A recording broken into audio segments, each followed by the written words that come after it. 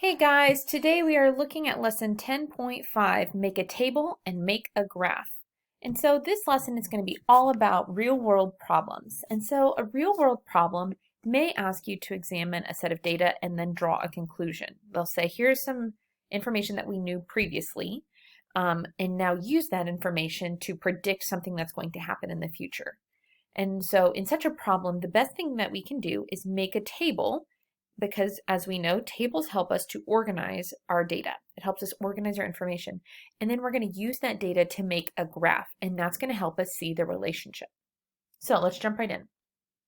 Suppose there is a 60-inch tall tree in your front yard. After a month, the tree is 64 inches tall. After 3 months, the tree is 72 inches tall. How tall is the tree after 7 months? So we have two things happening here. We are measuring the time in months, and we are measuring the height of the tree. So we have to first say, okay, which one is our independent and which one is our dependent variable? And we talked about these two things about inputs and outputs.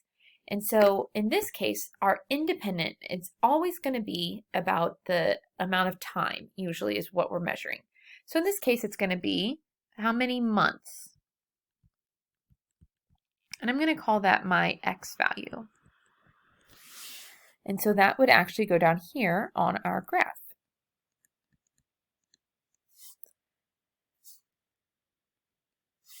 Our dependent value is the height of the tree.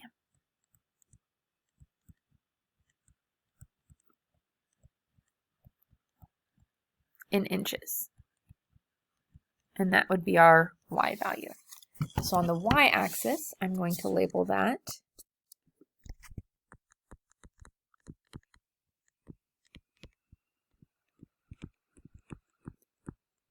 all right, height of tree. So now we see that there is a 60-inch tall tree, but it doesn't tell us after how many months. That's because it's the very first measurement we take. Actually, let me do this in a different color. So it's the very first measurement, so that means that 0 months have passed. So and when we start at 0 months and we start keeping track, the height of the tree is 60 inches. Because after a month, or after 1 month,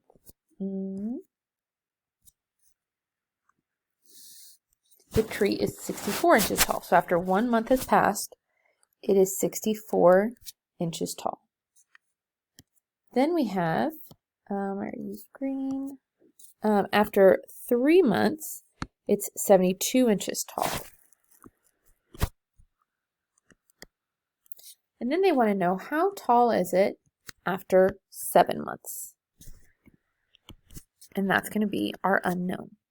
So let me plot these values. So I need to decide what I'm going to count by, my scale for the x's and the y's. So for x's, I can just count by ones. That's not a problem. I can do 1, 2, 3, 4, 5, 6, 7. I'm going to go ahead and put the 7 because it always goes, or because in this graph it does go to 7. On the y-axis, I've got anywhere from 60 to who knows what. So counting by ones in this case, counting by ones in this case wouldn't really make sense. I need to find something that I can count by that will also fit this graph. Now, one option I have is I can put what's called a line break, and we've talked about these before, but it's putting this little line here, or this little zigzag that says we know that there are values between 0 and where we're starting. In this case, I'm going to go ahead and start it at 60. I know that there are values between 0 and 60. I'm just not graphing them, because if I were to show all of those values, my graph would start way up here or even off the screen. So I'm going to say it starts at 60. And there, it doesn't really matter which way you make your zigzag. It can go out this way, like that. Some people will draw something like this. It doesn't really matter how you draw it. So just make sure that there's some sort of zigzag there. So we've got 0, 60. So over, here, let me switch to green so it matches. All right, so 0 and then 60. Then we have 1. Oh, and I didn't say what I was counting by. I'm going to go ahead and count by 4s because this is a distance of 4, so I think that makes sense. So that'd be 64, 68, 72. I'm going to start counting by fours without labeling all of them. So this would be 76. I'm going to put 80 here. 84, 88, 92, 96, and that would be 100. Okay. So one is going to go, or the next one is going to go 1 and then 64. So that's going to go right there. And then we have 3 and 72. Now I don't have 7 yet, but what I can do, and you're going to have an easier time of it because you can use a ruler. I don't have a ruler, so I'm going to do my best.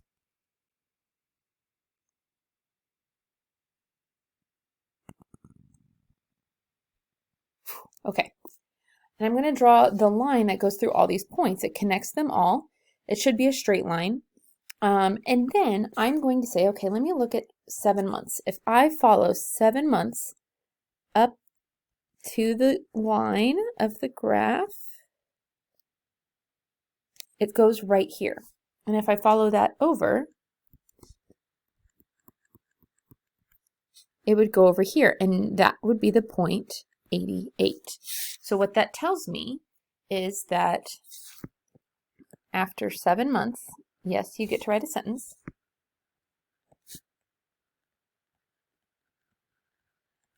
The tree is 88 inches tall.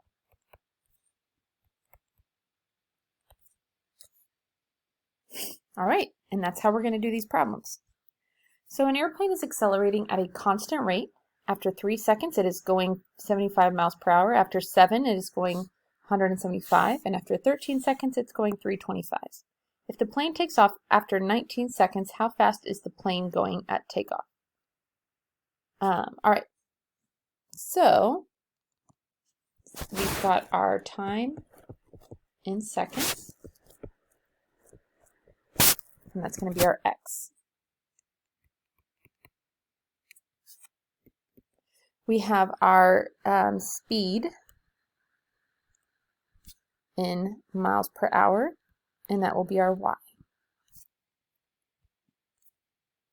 So I see that at 3 seconds, it's going 75. So 3 seconds, it's going 75 miles per hour. After 7 seconds, there we go. Sorry, guys. Sometimes technology thinks it's smarter than me. After 7 seconds, it's 175 miles per hour.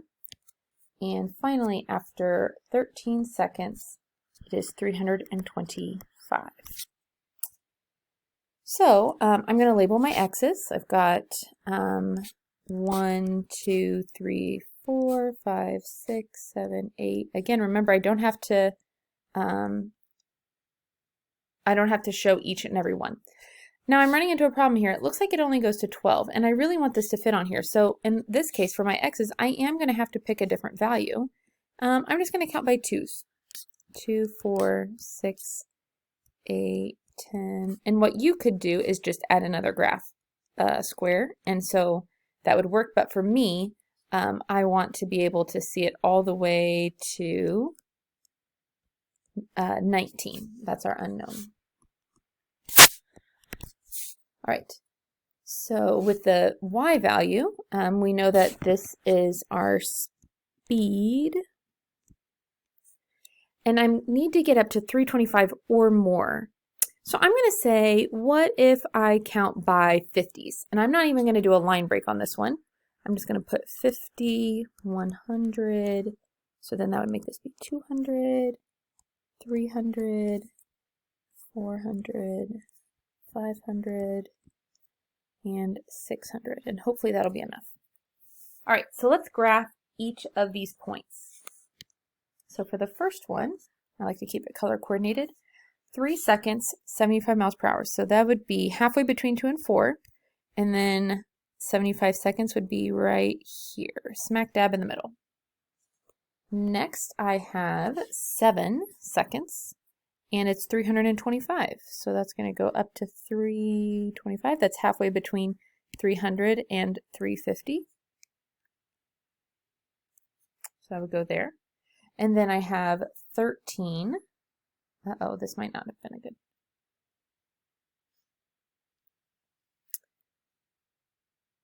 Oh, sorry. I did 7, 175. My bad. That needs to go right here. Sorry, guys. I was reading the next line. So 13, 325. That makes more sense. That would go right there. Now I'm going to connect those dots. Connect the dots. I don't have to continue past, like, to the left. I can just go ahead and continue to the right. And it's really best if you do this on grid paper with a straight edge to make sure that you're getting it as accurate as possible. So I need to find at 19 seconds what was the speed. So I'm going to follow 19 seconds up, up, up, up, up, up, up, till I get right here. And if I look over, that's right here. And to me, that looks like it's going to be between 450, 500. So I'm going to estimate and say after 19 seconds, the plane was going about 475, oops, I forgot the word about. 475 miles per hour. And I include that word about just to show that it is value from a graph, so it's an estimation. It might be a little bit more, it might be a little bit less, but that's my best estimation. All right, try this one on your own and check back in after you finish it. If you're having trouble getting started, here's a good kind of hint for you. If you're having trouble figuring out your X and your Y, think about which one determines the other. The goldfish determines how much you pay. The number of goldfish you buy determine how much you pay because it's the cost per goldfish. So your X-axis should be the number of goldfish. Your Y-axis should be the cost. All right, pause it again and see if you can fill in this table and the graph. Okay, this one may have been a little tricky because for me what I wanted to do was count by ones, 1, 2, 3, 4, etc.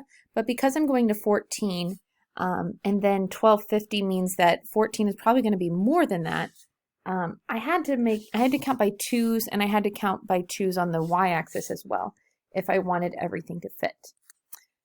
So it's not an ideal graph, but I give a lot of grace on these. And so what I would need to do then is say, okay, for 14, let me follow that up the graph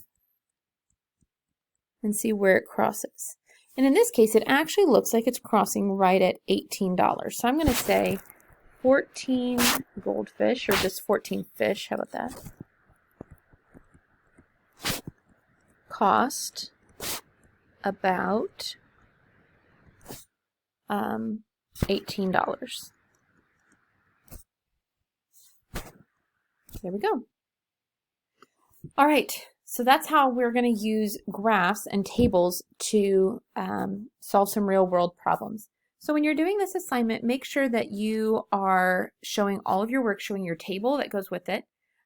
Mark on the story problems. I used colors.